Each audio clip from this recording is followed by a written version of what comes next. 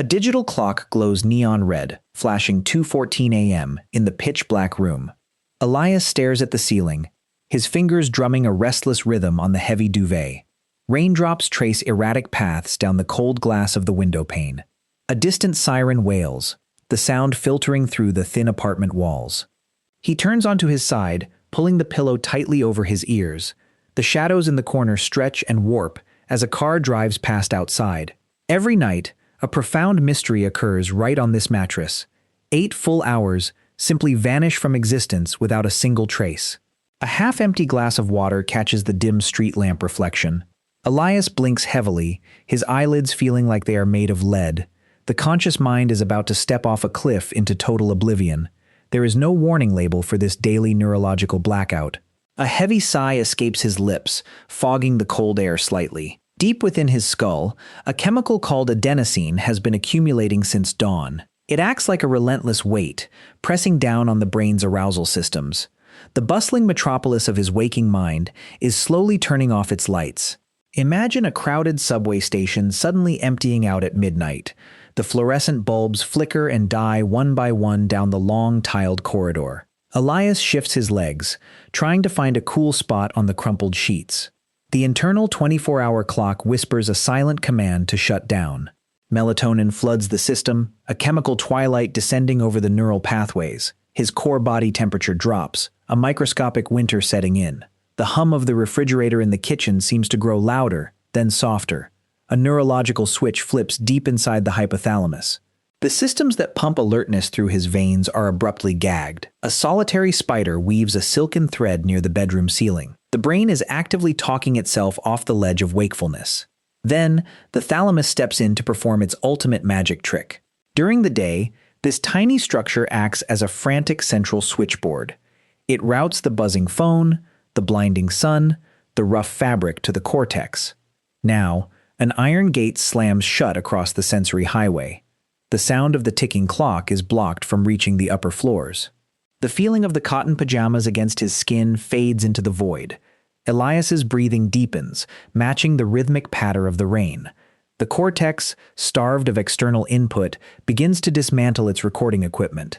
You cannot remember falling asleep because the camera battery dies before the show ends. A dusty theater projector spins down, the film reel flapping uselessly. The encoding machinery for memory powers off while the audience is still in their seats. But the transition is not a simple fade to black. It is a messy, bizarre, and profoundly surreal descent.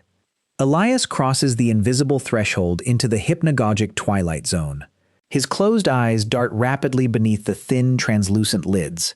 The gate is half closed, allowing rogue signals to bounce around the empty theater. Vivid geometric shapes bloom in the absolute darkness of his vision. A kaleidoscope of neon green and purple fractals spins wildly out of control. The sound of a distant, echoing bell rings out from nowhere. He hears someone whisper his name, though the apartment is entirely empty. The visual association areas are painting masterpieces on a blank canvas. A phantom staircase materializes in the chaotic void of his mind. Elias takes a step down in this liminal space, floating in the ether. Suddenly, the ledge crumbles beneath his phantom feet. A terrifying sensation of freefall grips his entire nervous system. The brain catastrophically misreads the natural muscle relaxation as a fatal plunge.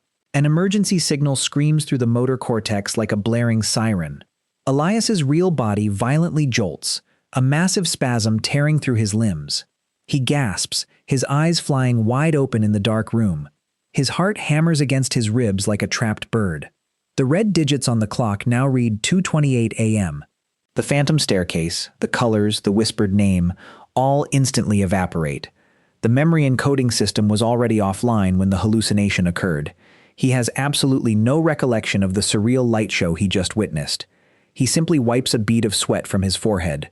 He punches the pillow, fluffing it up, and rests his head again. The brain repeats the entire delicate shutdown sequence from the beginning.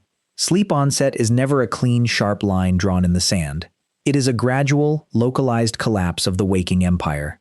The motor cortex surrenders first, rendering the limbs heavy and useless.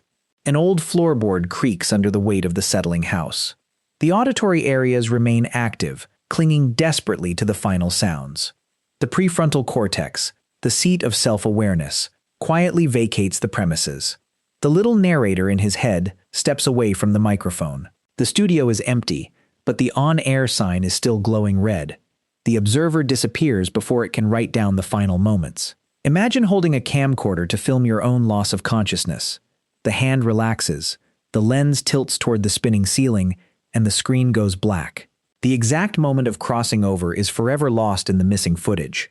A gust of wind rattles the window frame, but Elias does not stir. The hippocampus transitions from a recording studio to an overnight editing bay. It begins sifting through the massive pile of daily experiences. The brain is a ruthlessly practical film editor, discarding useless clips. The dim, drowsy feeling of lying in the dark holds no survival value. It contains no emotional significance, no actionable data for tomorrow. The memory of falling asleep is permanently left on the cutting room floor. A stray cat walks along the brick wall outside, its silhouette slicing through the moonlight. Inside the room, the breathing pattern shifts into a slow, automated rhythm. The EEG waves would show a descent from alert beta to drowsy theta. Deep inside the neural network, memories are tagged, sorted, and filed away. The sensation of the cold sheets is pruned. The frustration of the ticking clock is erased. Only the most vital information is consolidated for long-term storage. This nightly process introduces a staggering philosophical paradox. We experience our lives as one continuous, unbroken thread of consciousness. You believe you are the exact same person who went to bed. A forgotten book sits on the nightstand, its pages fluttering slightly in a draft. But the thread is brutally severed every single night. The self is suspended, paused, completely removed from reality. You are entirely absent for a third of your existence. The ancient Greeks recognized this terrifying nightly void. They painted Hypnos, the god of sleep, as the twin brother of Thanatos, death. To sleep is to step into a state suspended between living and not living. You stop existing in any meaningful, subjective sense. The darkness swallows the identity, the memories, the ego. And yet, we embrace this daily annihilation without a second thought. The street lamp flickers outside, casting long, wavering shadows across the rug. We trust that something claiming to be us will resume control in the morning. The continuity we feel is a brilliant illusion crafted by a rested brain.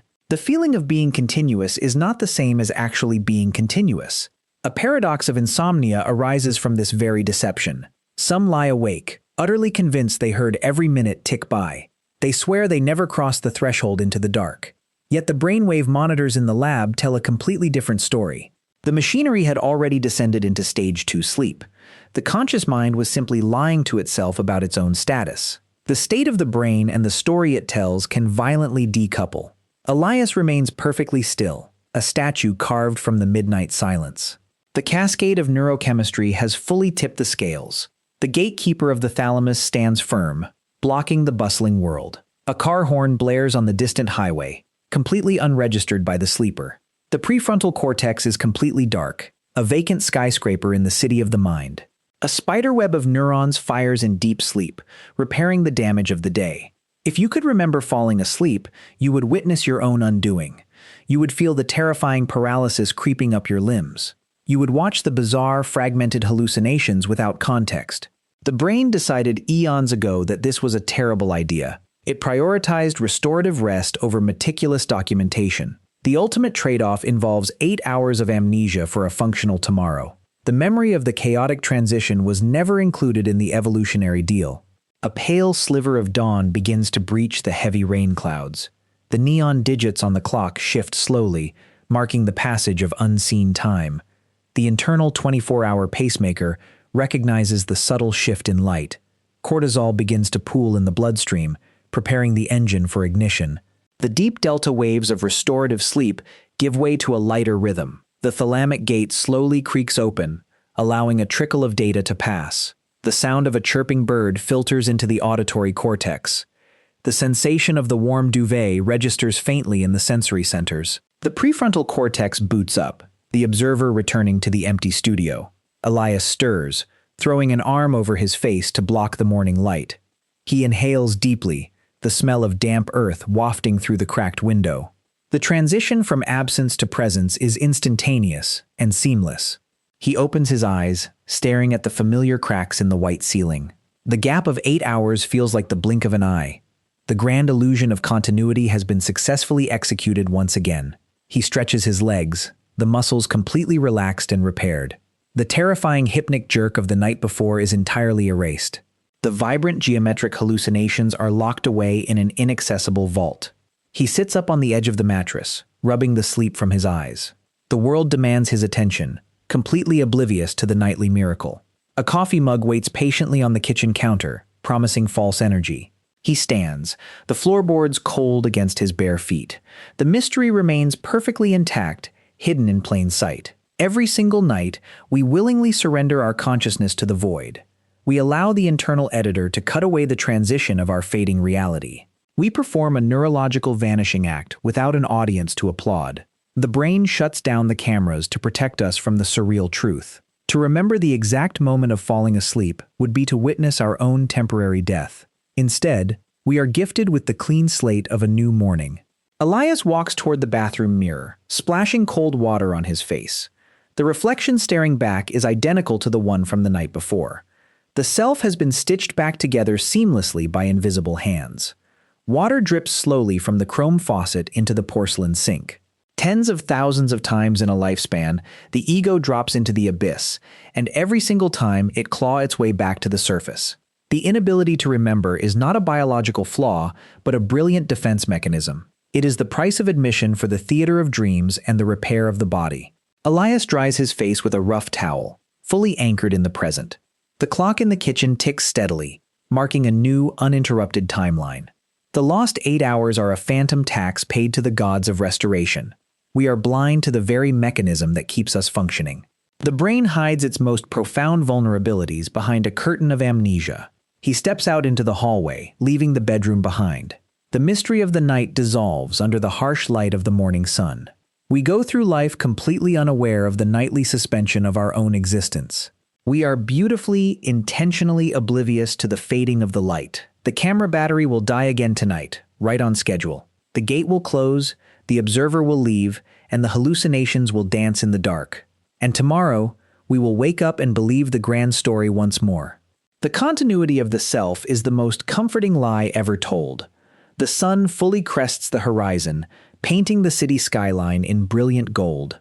The day begins anew, built upon the foundation of an unremembered void. You will never remember the moment you fall asleep, and that is exactly how it should be.